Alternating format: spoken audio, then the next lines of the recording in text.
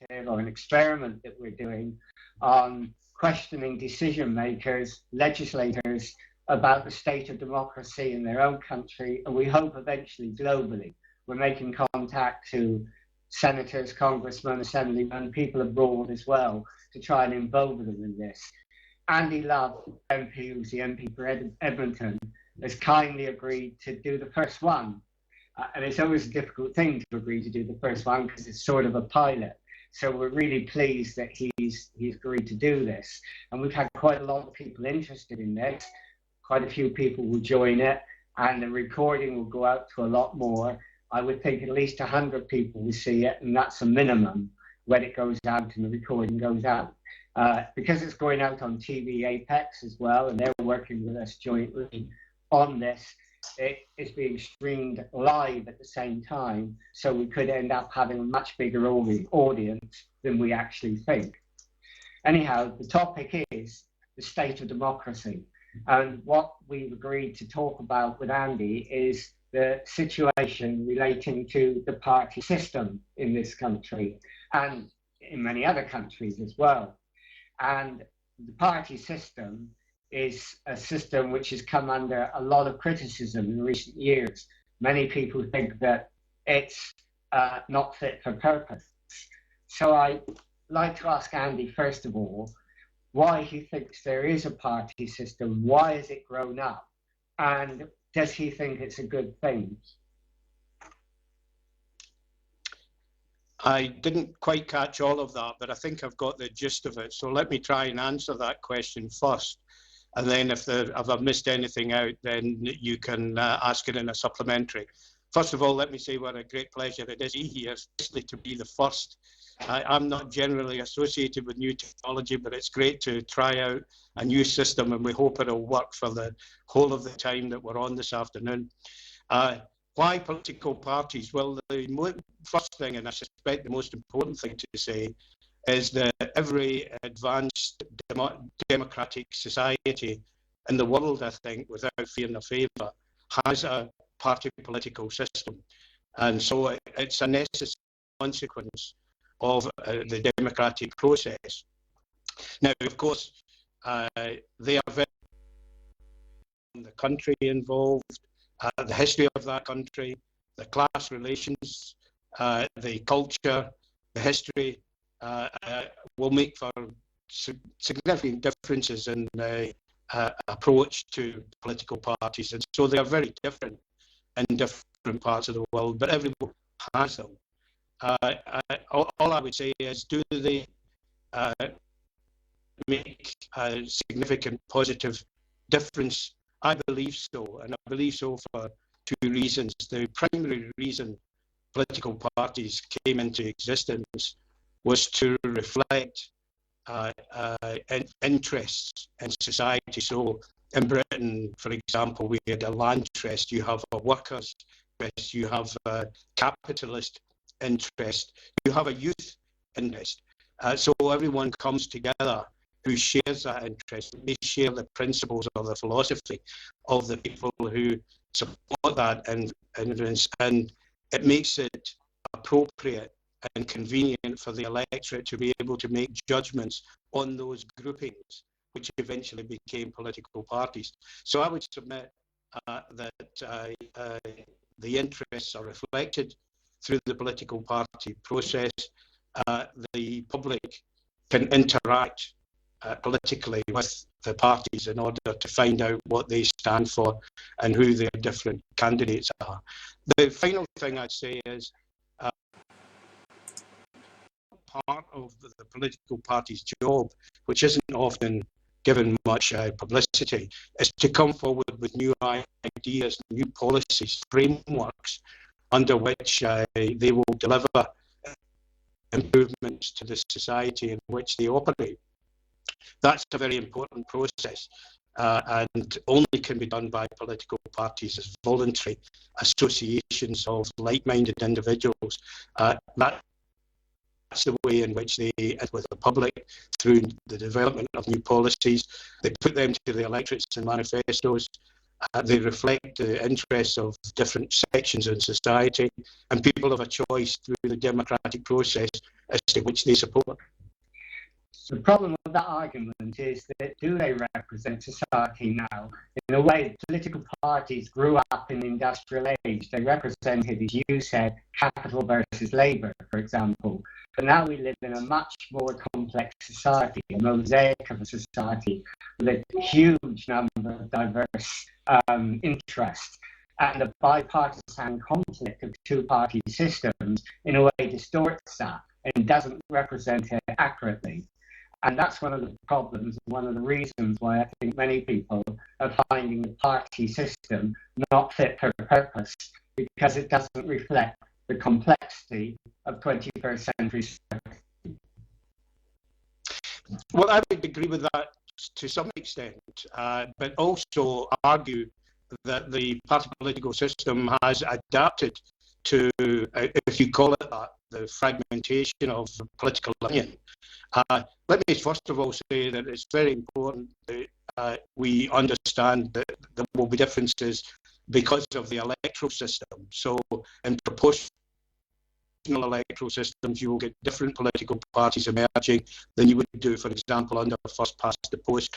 But even under first past the post in this country, in 1950, almost the whole of the electorate at the 1950 general election voted either Labour or Conservative. It was something like 97%. In the last couple of elections, less than 80% of the electorate have voted for Labour and Conservative, and it's tending towards 70%. So we are seeing the emergence of more political parties. We are seeing them reflect what you suggest is happening in society. But I would submit to you that if you completely fractured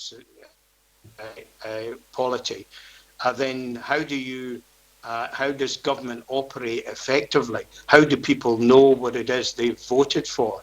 How do people challenge and debate whether or not their political party that they supported has carried out the programme that they voted for? No difficulties in not having something to resolve those issues like a political party. And so while I see there being a greater number of political parties and there'll be more coalitions in the future, and that's probably a good thing, I don't see that will mean the end of political parties, nor do I think ending political parties will be a good thing.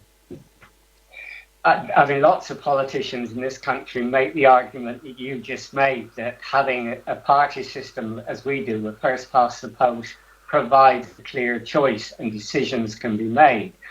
But I don't see any difference between what happened here and what happens in Holland, for example, or Europe, where there is a politics of accommodation. There is a fudge in any system because compromises are made that makes it very difficult for the electorate to understand if their decisions are being carried out.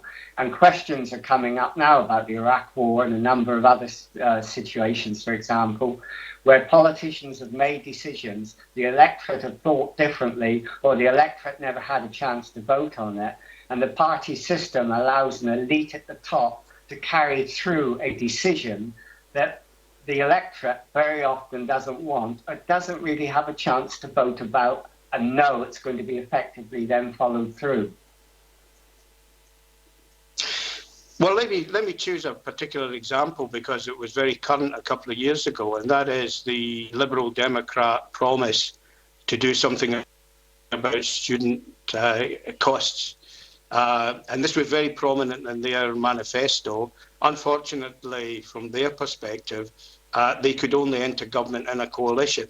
One of the consequences of that coalition and the agreements they made was that particular promise that they had made was not sustained in the joint agreed manifesto. And so they came in for a great deal of criticism, in my view, rightful criticism. But what that reflects is the fact that we are not used in our first past the post system to coalition.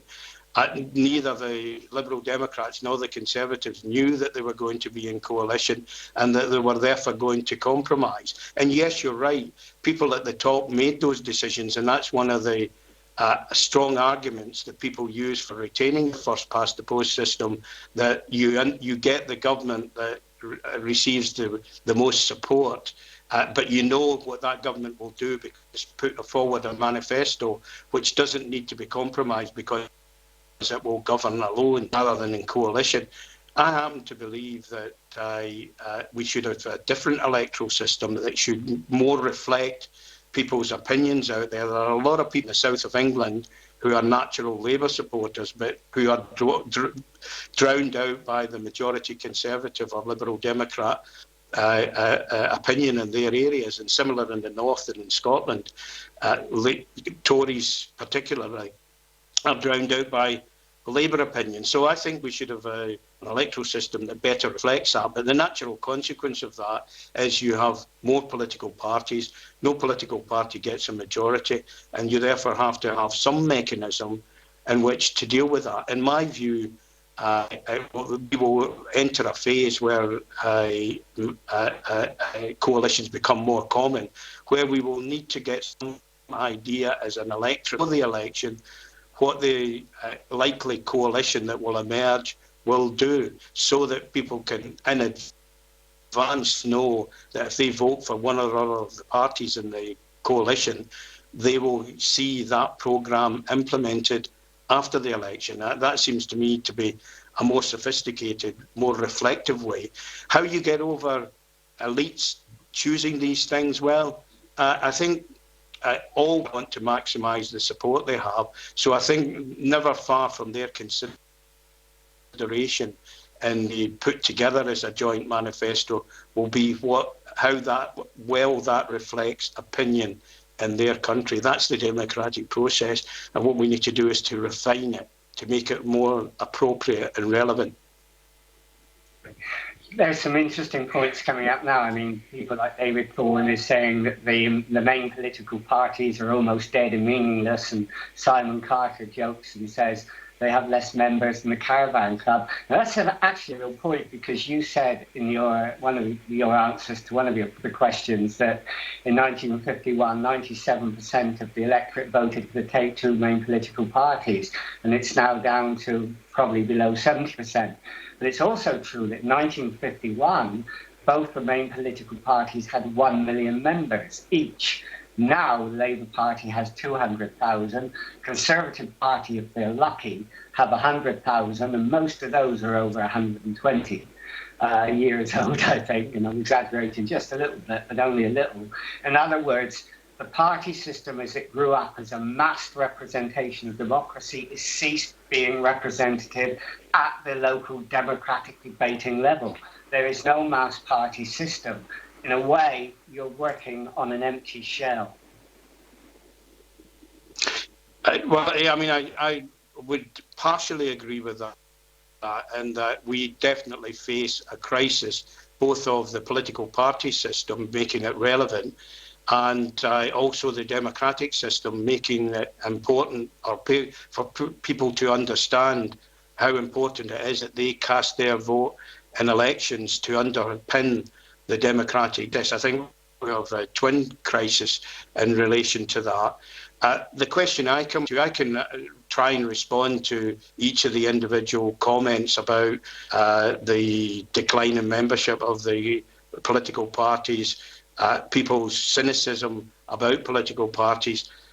What I would ask to do is to turn their minds more positively and say, if we don't have a political system, if the Labour, Conservative, Liberal, Democrat hegemony disappears, what replaces it, and how effective would that be in delivering what people want from the democratic process? And secondly, in terms of voting, it really is important. In my view, we should allow on the ballot paper a space for people who don't like the choices that they are being presented with in that particular constituency, so that we could have an understanding of just how deep the apathy and cynicism is. That doesn't meet with the favour of the governments of the day, but I think we need to get a handle on just how deep this malaise is, because it threatens the very democratic process that we've all come to recognise as being a hallmark of modern society. And I don't think against democracy, it's just how we deliver democracy. But I would make a plea to all your contributors. Clearly they want to ask questions, but I also think they need to turn their minds to what would be the alternative, and would that alternative be better than what we have at the present time? You just got 3 cheers from Peter Felton because you've advocated the none of the above idea that if people do not like any of the candidates, they will have a choice to vote for none of the above. And that's quite interesting to hear you say that, because not many politicians do say that. And in some countries, I think Australia, if the none of the above candidates category wins, so more people are discontented with the candidates and want any of the others on the ballot paper, then the election has to be rerun again. But one of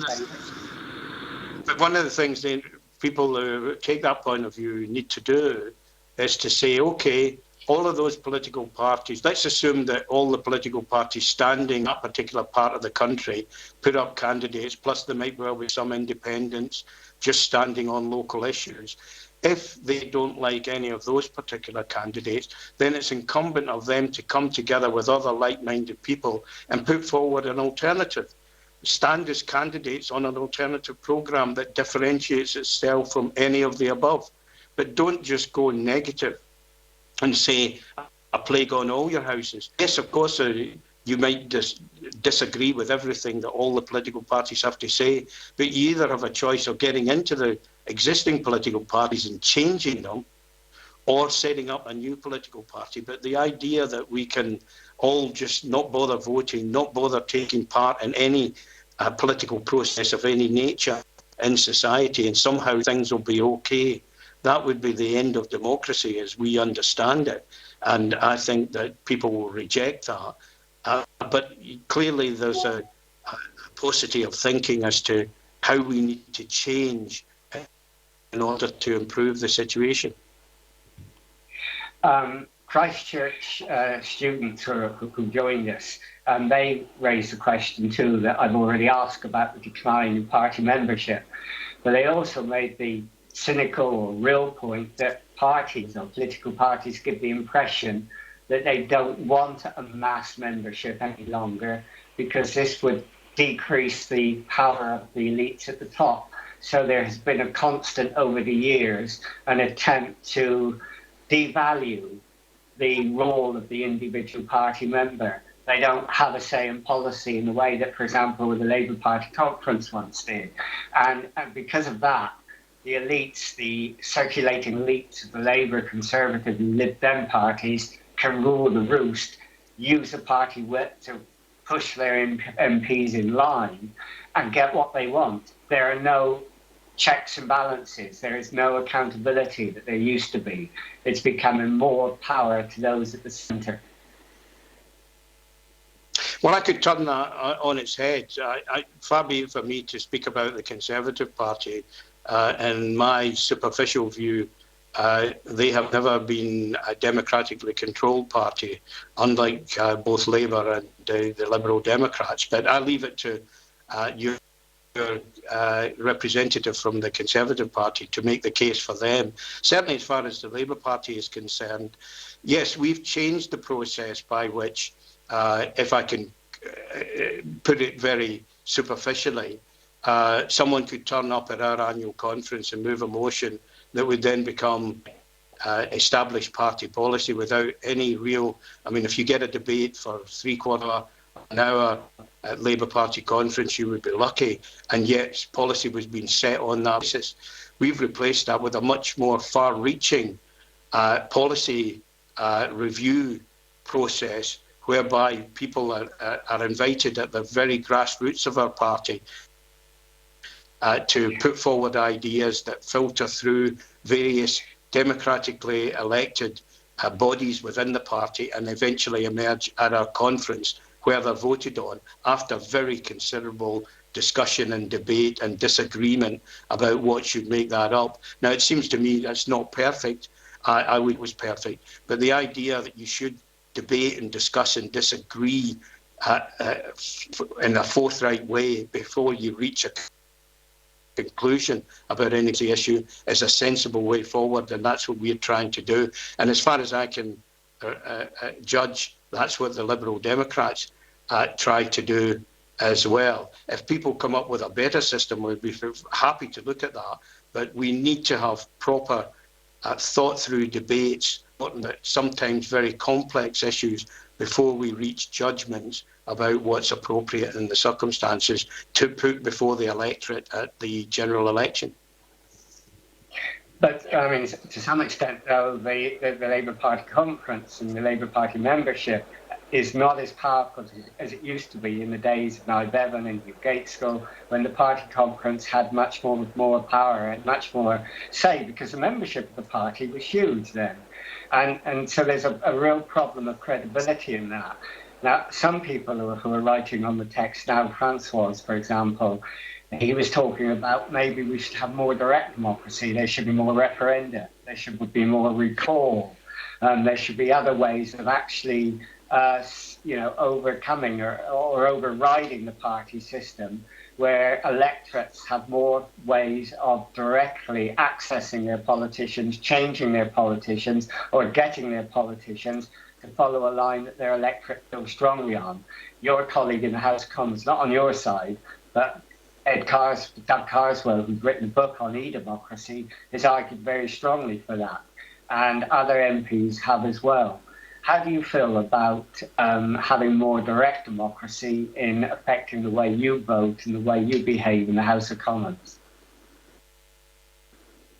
Well, I'm very sympathetic to a variety of different measures. First of all, I think quite a lot of these measures can be used to increase and improve turnout at general elections, or indeed at any election.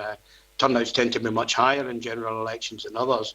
And if we're newer democracy, particularly at a local level, then I think we need to look at ways to facilitate that and ways to better get people a better understanding of how local government fits into regional and national political control.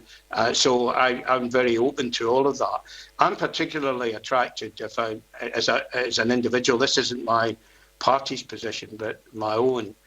I watched with increasing sympathy the election of, first of all, the socialist candidate in France, and then the president, who came from a socialist party in France. Now he's having his difficulties at the moment, but I won't go into that. But to say that that form of direct democracy, where they put themselves before the electorate and anyone who wished to, regardless of whether they were members of that particular organisation, could contribute to deciding who the candidate should be. It seemed to me that had many beneficial effects. It first of all raised a whole series of issues that you probably wouldn't get raised at a general election, as each of the candidates laid out the stall and people could choose. It gave people an opportunity through television mainly, but also meetings up and down the country, to question the candidates, to see them live, to understand more about what skills and talents they brought to the job. There were all sorts of reasons why this is was an improvement in what we do at the moment. But that doesn't negate the need, if I come back to our original questions, for political parties, and it doesn't negate the need for a really comprehensive process of deciding how you're going to decide the policy that you stand on and the manifesto that you put to the electorate. All of these things still have to be done, and it takes a lot of time and a lot of effort by people giving voluntarily of their talents in order to do that. But yes, very much so. I think we need to look at ways to regenerate and re-energise our political processes, and one of them is that way. And we've used it. The Americans use it much more so. I have some doubts about the American primary system. I do think a version of that could be introduced in the United Kingdom, and that may be one way to get a turnaround in people's cynicism and lack of trust in politicians and the political process. Okay, I'm going to go to the bigger screen now so that we can see the questions in the bigger screen, and that's easier than to pick them up, or more difficult because there's so many of them. So don't get confused, I'll help the development.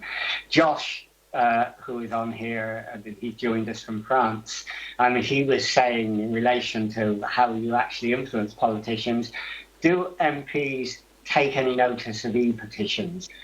Does that influence them? For example, in the Iraq war, which we know that you voted in favour of the government's invasion, if you had got an e-petition sent to you from Edmonton, where your constituency, with a massive no to that, would that have influenced you? Would you have been swayed by that sort of public opinion? Well, the answer is yes and no. Yes, in the sense that people had taken the time and effort to put together an e-petition and had gone to the trouble of bringing people together on a constituency-wide basis to try and influence what the individual member. So I would have taken all of that into account. I'm happen to be one of those classic liberals, in a sense, who believes that you're there not as a delegate, but as a representative. You have to interpret what is being said to you, often on very flimsy evidence. It isn't often that I get petitions or e-petitions presented to me. I think I'm not unusual in that. I get individual letters. If you get 50 or 60 letters on an issue, does that mean that the rest of the constituency also have that point of view? How representative are any of the communications you receive from whatever part of the constituency? I have to make a judgment on all of these things. I would be the last to say I don't get it wrong, because I do indeed get it wrong. I've got it wrong on many issues, but I have to make, in my view, I do have to make that judgment. That's why people have elected me to be their representative. And of course, the democratic process is that I have to go back and represent myself, not only on a new manifesto for the coming period, but also on what I did in the existing government. And if people don't like what is being done, then of course they won't support you. And so you can kick out anybody that says one thing and does another, or says one thing to one audience and says something completely different to another audience. Improved communications, social media is making it much easier and much more relevant to address these issues. And I think because it puts politicians on their mettle, both as to what they say, but more importantly as to what they do in office. A number of other points are coming up which are quite interesting, and one that David Flint and others have raised, and that is that, this is the opposite side, I suppose, to the democracy argument. If you want direct democracy, if you want one-year parliaments, which is what the Charters wanted some time ago, you have a real problem when lots of decisions are long-term, like climate change, and when lots of decisions are taken globally across national boundaries. And those of us who want more democracy and want to recreate democracy also have to think, how do we combine those problems? The problem of long-term thinking and the problem of confronting that with short-term decision-making, which often comes from direct democracy. How do you resolve those two issues in your mind? Well, the classical way of resolving them, and you can see this in relation to the issue of high-speed rail going from London through to the north of England. And that is, you see consensus. We used to do that, although sadly it broke down. We used to do that in relation to pensions policy, because of course pensions are a very long-term issue, and changes you make now won't actually have any impact until some very considerable time later.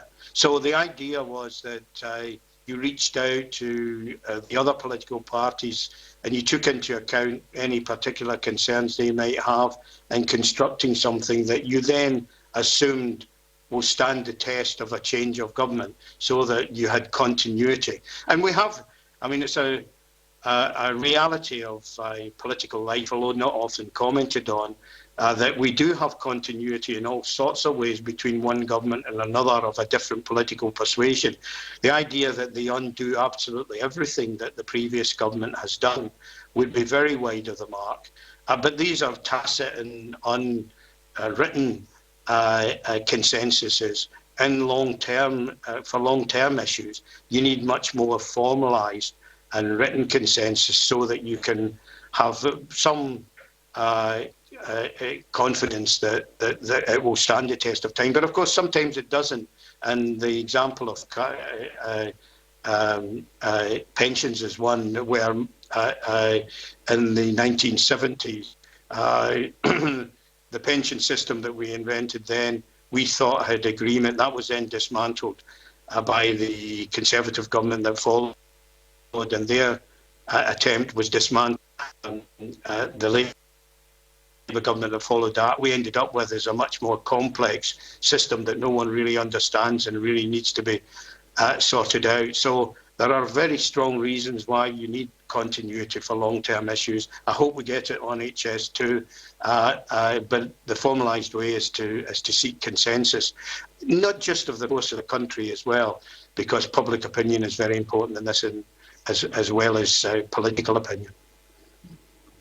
Ashley Cook was saying, in a way, it's a civil services job to think long-term, but over the years, political parties, both Labour and Conservative, have employed their own spin doctors and their own kitchen cabinets of advisors, which in a way, replaces the civil servants, and that makes short-termism more dominant in the political environment than long-term thinking. And is that a mistake in your view? Well, let me say that all political parties think about the next election. I mean, that's in a sense what they're in business for.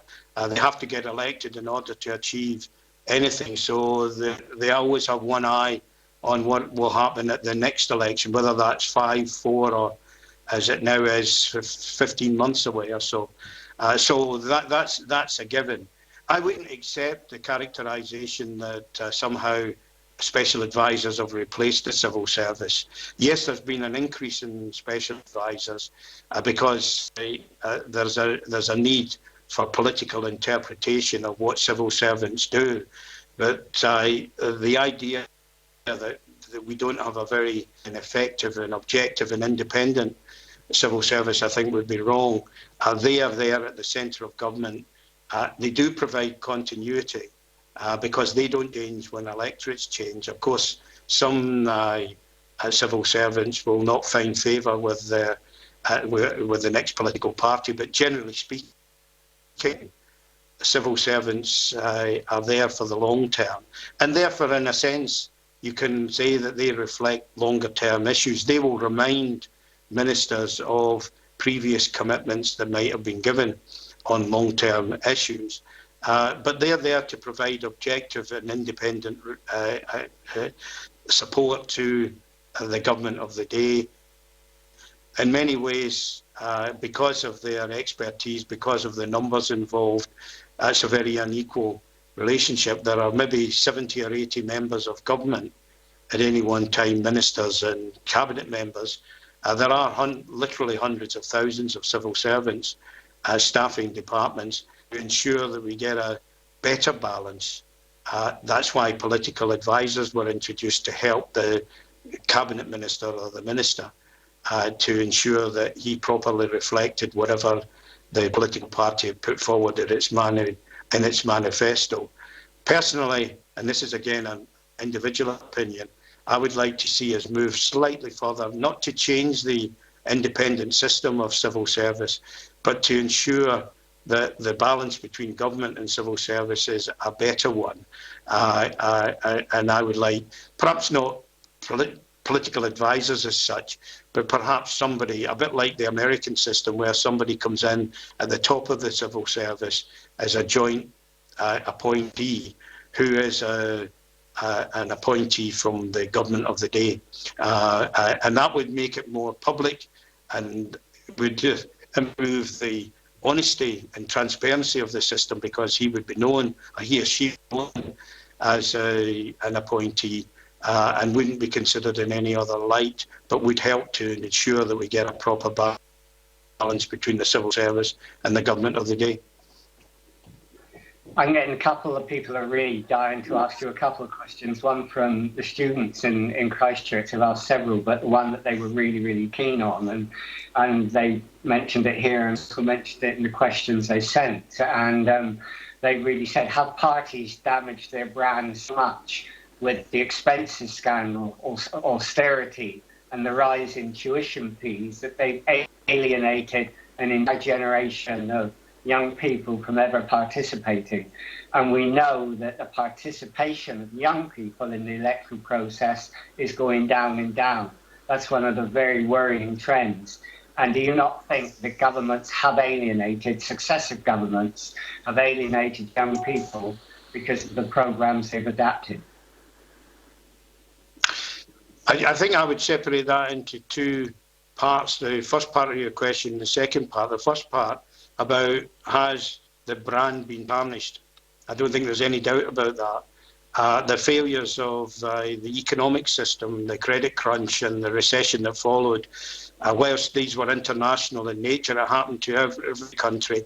And indeed, many would point to the origins of the problem being rather in the United States than in Britain. The reality is people have gone through a visceral experience as a result of that, and the consequences for the governments and political parties of the day are very negative. The expenses scandal is probably even more corrosive. So I don't have any doubt that that damage has been done. But we all have a role to play in making sure that we learn the lessons and improve and make sure we don't make the same mistakes. We will make mistakes. Let's try and not make the same mistakes. So we've been addressing in Parliament on a very comprehensive and thorough process how we get our system right and our financial services to address the credit crunch. Action has been taken on expenses, necessary action, and we hope that that has cleared up the mess and the difficulties that were there. And what I would urge people to do is to get involved in that process, to have their input, to make sure that as we go forward, they have a returning confidence and a returning trust that we're really addressing these problems. So that's one thing. The second is in relation to young people.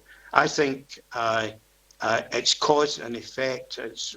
The reality is that because few young people vote, or the numbers who vote are very much lower than other age groups, and in particular the elderly, that tends to skew politicians' focus on issues that affect the people who vote, rather than the issues that affect the people who have a right to vote but choose, for whatever reason, not to vote in large. And in my view, militates against a proper reflection in our political process of all of the issues.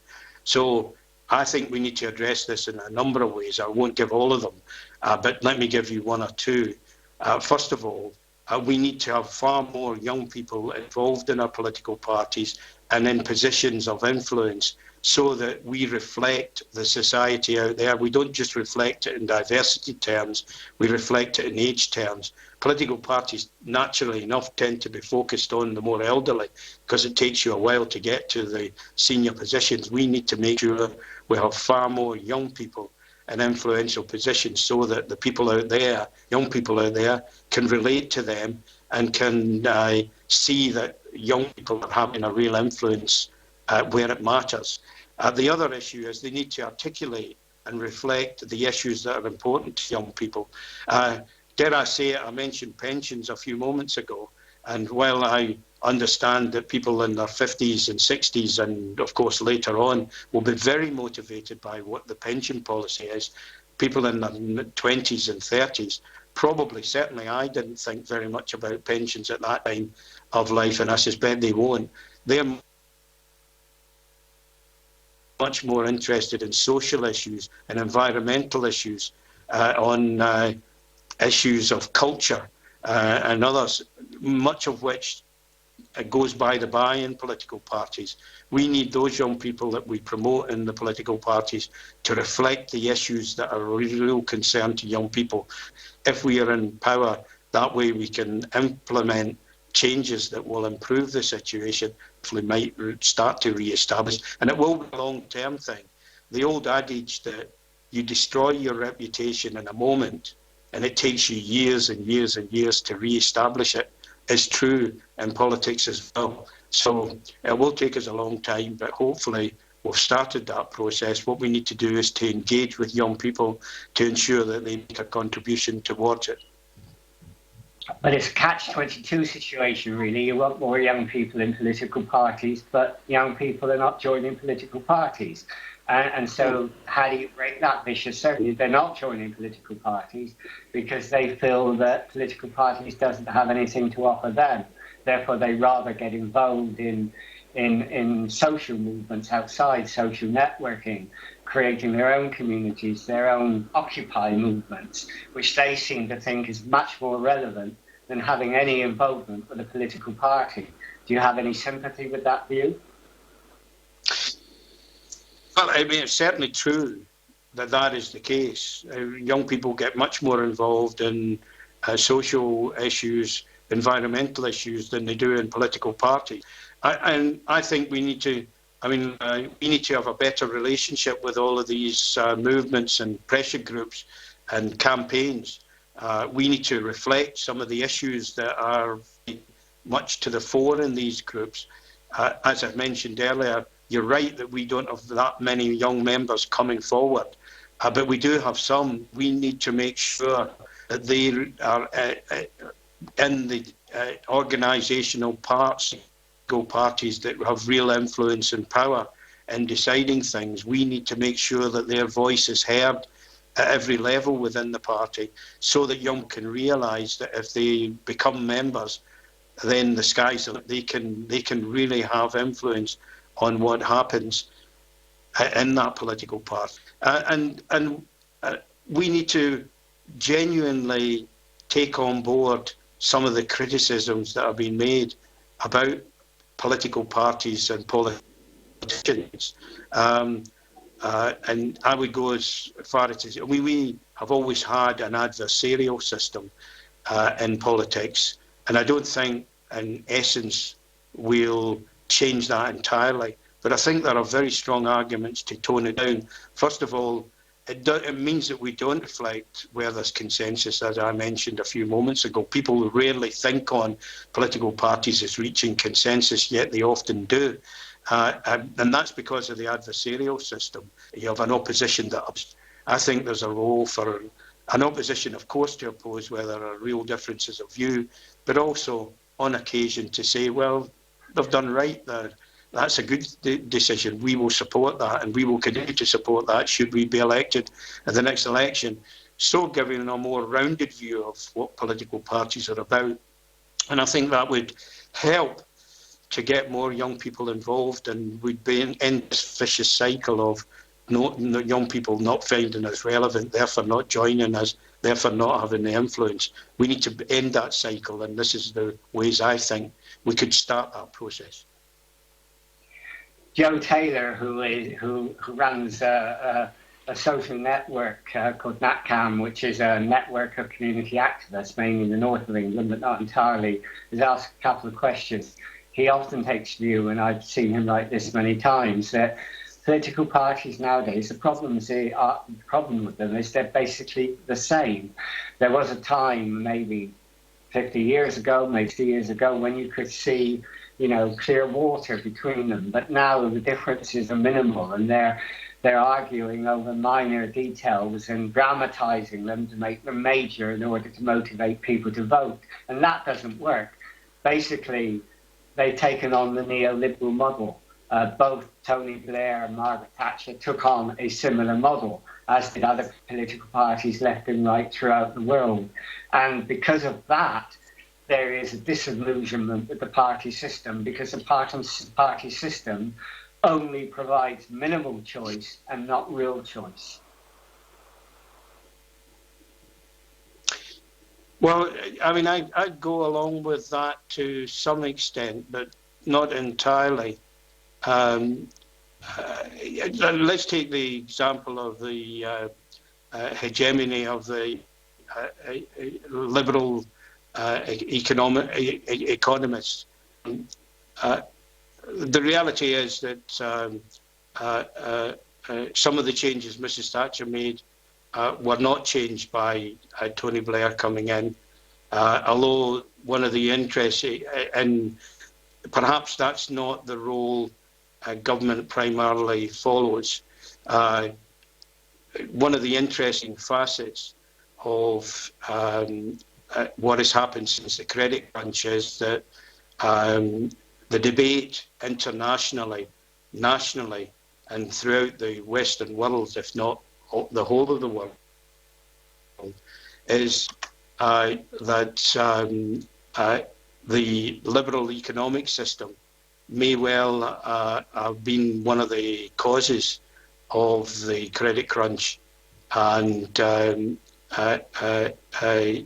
recessions that followed, and that therefore we need to really reevaluate whether or not that has a role in the future, and we're doing that in many, many ways, primarily by establishing new economic frameworks that put prudence or prudential considerations at the heart of what we do internationally in terms of markets. And secondly, a much stronger role for the regulatory system to ensure that market capitalism is properly regulated, and that some of the extreme examples of deregulation don't continue into the future. So I think it probably takes a fairly radical event to impact at the global level on the way we do things, and I think that process of reassessment is ongoing. That can be reflected in political parties, but in essence, and you may well come on to this, as to how we make political parties relevant on an international basis, but it isn't that much of this debate is ongoing. The individual countries' input to that, Gordon Brown had put in the last years of the Labour government from 2008 to 2010, and we've continued to have an input. And changes occurring, although it's not as fast or as comprehensive as I would like, but it certainly has addressed those two issues. So that's as far as the liberal economic view is concerned. What can the political parties do to make themselves more relevant? I mean, I think it comes back to being better listeners. We have to listen. Instead of preaching, instead of hectoring or speechifying, we need to listen more to what, particularly young people, because they are mostly the missing ingredient in all of this. But we need to listen more to the whole of the electorate, get a handle on the impact that all of the events since 2008 have had on people, including austerity, and come forward with a response to that both is credible economically and politically, but also endorses what your people are saying to us in terms of what they need in order to get through this very difficult economic period we're living through. Dr. John Fitzgibbon, who's the lecturer in Christchurch and who's watching with his students, says lots of his students are actually active party members, I guess, of different parties. And he feels that there possibly could be a pay for some of the decisions that have been made by politicians over the years, like tuition fees, and maybe what's happening in the pension world as well. And change is often, and the payback time, you know, we will reap what you sow. The payback time often takes a very long time, and there could be very dramatic changes happening in the British political system and global political system that we're only beginning to see now and understand. And the global system is important. You mentioned the global system. And one of the problems is that when people look at our party political system in this country and they look at how the Labour Party and the Conservative Party argue with each other, it sounds terribly parochial when put in a global context. When you look at decisions that are made across globes, when you see that communities like the Occupy movement, other movements, are making links online and creating a new form of global democracy, somehow the party political debate that goes on in the House of Commons, question time and so on, just seems old hat. And political parties haven't taken on this new virtual world. They're almost like they're a generation behind what is happening out there in the real world on a global scale. Well, let me say, first of all, because it's been mentioned a number of times, and I don't want to invade their misery, but the Liberal Democrats took a view on tuition fees. They then entered a coalition that wasn't implemented as they had indicated. But if you look at the opinion polls, regardless of whether you read pessimistically or optimistic, it's likely that they will significant blow at the next election in terms of the overall support received. Now, how that will work out in terms of seats in Parliament is yet to be decided, but undoubtedly their vote will decline very significantly. Now, to what extent that's merely a function of being in government rather than always being in opposition, and to what extent it's a function of the very policies that they stood on the election that are being implemented in entirely the direction, only time will tell. But the idea that it won't be punished, if I can put it that in those crude terms, I think is very, very wide of the mark. So in that sense, democracy works. Let me go on, because I've been in Parliament for quite a long time now, and I've seen it evolve. And although it doesn't get much publicity, members of Parliament debate and discuss how to make the chamber and the other things that happen much more relevant than they've been in the past. And I accept some of the criticisms you've made about the formulaic way in which we go about much of our business. But let me mention two things. First of all, we've seen the rise since 1979 of the select committee system. And what the select committee system does is it puts government departments and government decisions under much more thorough and focused scrutiny than you can get in the chamber. In the chamber, you can ask a question, you get an answer, end of story. In select committee, you can pursue a line of inquiry, and we've seen many headlines that have arisen out of what witnesses before select committees have had to say, good and bad. And I think that's a major improvement in our democratic process, certainly in the scrutiny function that we are supposed to carry through. The other area, there's much more room for debate in Parliament now. Regularly we have what they're called backbench debates. That's picking up on issues out there in the country that have come to the attention of backbenchers, and that tries to reflect the concerns and the problems that people face. Ally that to opposition debates. That's where the opposition is allowed to raise subjects that they think the government won't want to discuss for whatever reason. So you get a proper balance of party political opinion is formed in Parliament. And that way, I think everybody recognises that far more in the way of relevant issues are now discussed and scrutinised in Parliament. And I think that's made a modest improvement. Can we improve much more? Yes, of course we can. But again, the public need to engage with us. Young people need to engage with us to tell us exactly what they think we need to do to make that chamber more relevant. I mean, some interesting ideas are coming up as you talk. I mean, Maria Nash talks about a junior chamber of young people. And it shouldn't be just geared to dysfunctional young people. It should be inclusive of everyone. We did a webinar a little while ago on the Citizen Assembly in Vancouver, British Columbia, and the way that got involved in helping making decisions on electoral change. And someone, David Newman's mentioned Chile has a virtual Senate. And so those are quite interesting questions, and those are the ones that we maybe should be debating and talking about to make the change.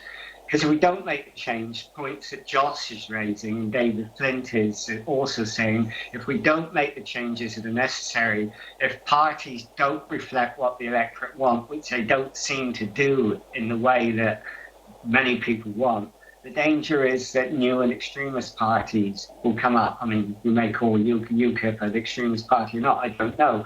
But other populist parties will come up, which can create fear for many people.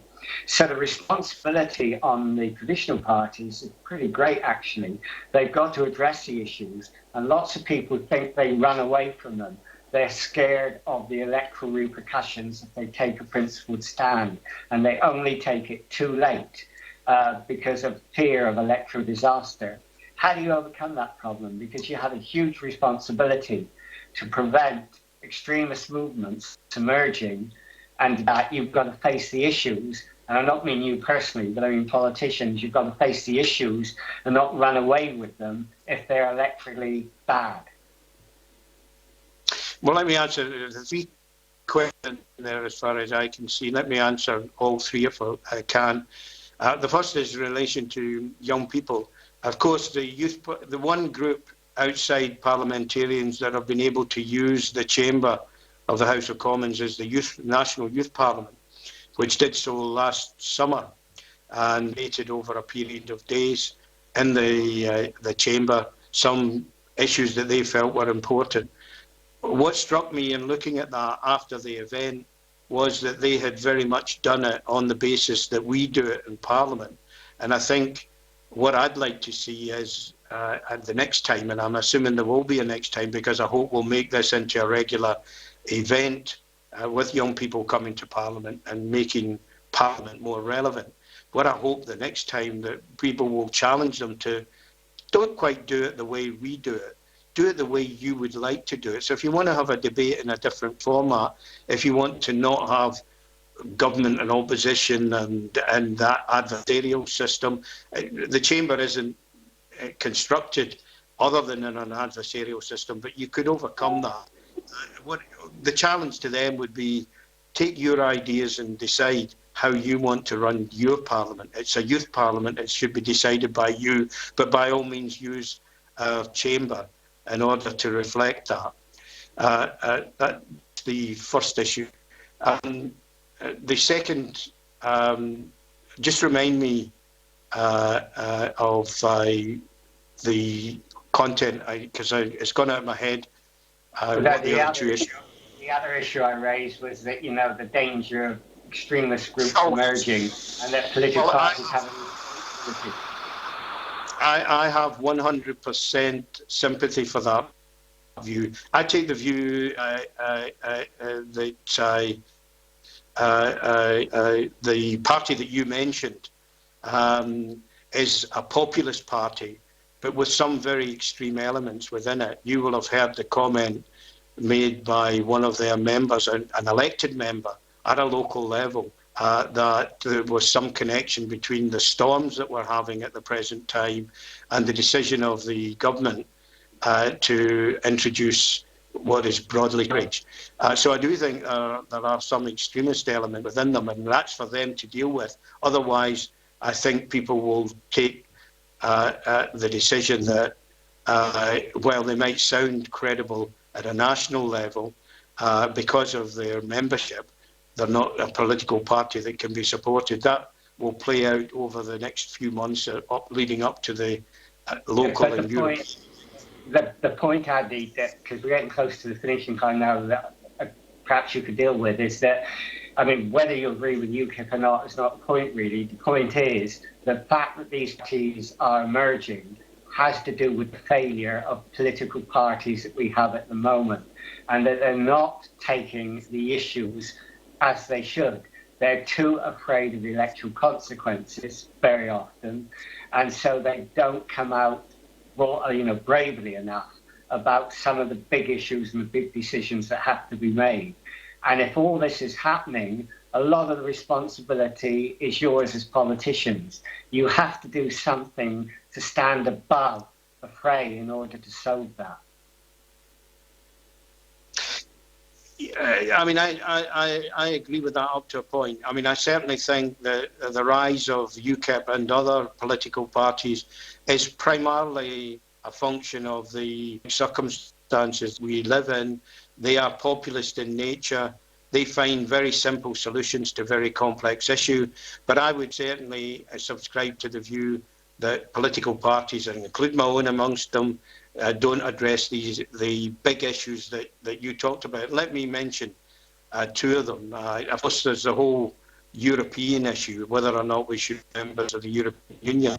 This issue has been driven entirely by UKIP and by the Conservative Party's response to UKIP at the present time, and giving the impression that there's a vast majority out there who thinks our membership of the European Union should end at the earliest possible opportunity.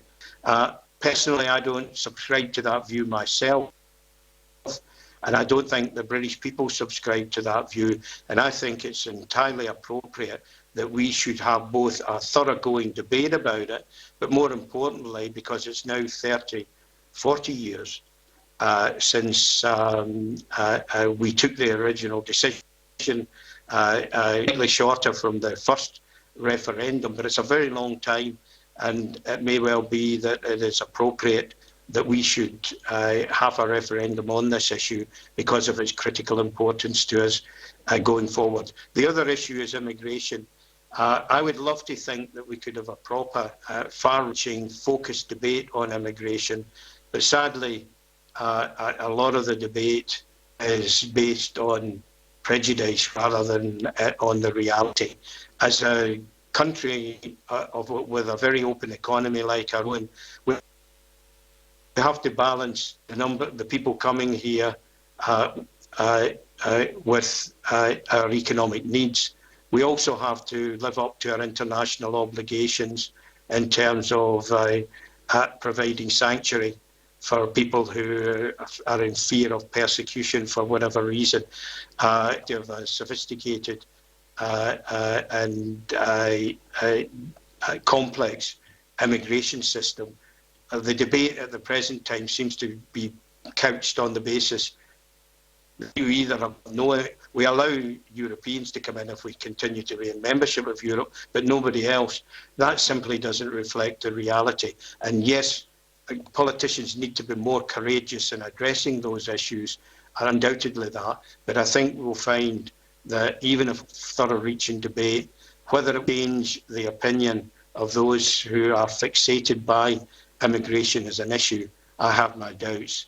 But I think that politicians, I would accept the challenge and the criticism that politicians aren't as upfront and willing to debate these issues as they should be. Okay, thanks. We've come to the end of the hour now and the formal part of the webinar.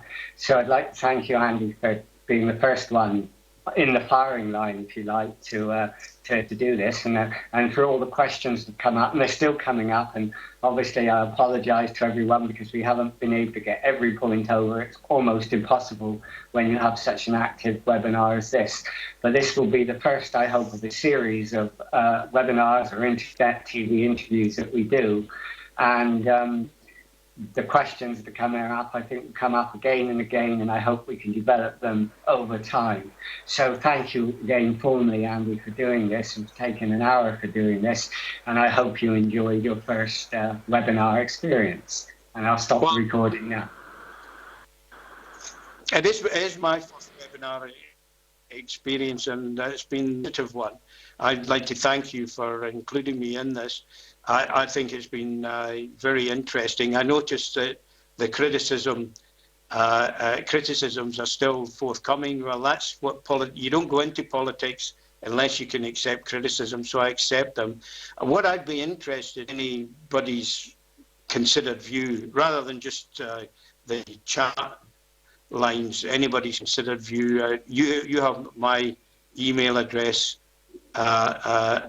Francis, and I'd be very happy to receive points of view, criticisms, any issues that we've ignoring or failing to take proper cognizance of. Anything that people think has emerged from our discussion, it helps me to have a broader appreciation, particularly young people's point of view, but also hopefully a deeper understanding of where we need to make changes in order to better reflect young people's opinions in political parties and a more courageous approach, as we said, to political issues, that we'd find a response amongst young people. So I look forward to continuing the debate. I can't say that if I get a lot of comments, I'll be able to respond to all of them, but if it's appropriate, I'll try to respond to some of them. Okay, well, thanks very much. And, you know, if you'd like to, you know, feel free to go now, Andy, and I'll leave people on if they want to exchange email addresses or whatever for a while on their own. But, you know, it was great for you to do this. And thanks to Canterbury students for joining us. And we hope that will be the first of many times they do that, and other universities and colleges as well. So I hope we'll gradually involve a larger and larger audience. I hope I haven't put Canterbury students off. I noticed they've stayed on the line, and I wish them well. And their lecturer, Dr. Fitzgibbon, thank you for taking part. And if Canterbury students have got a collective view, I'd love to hear it.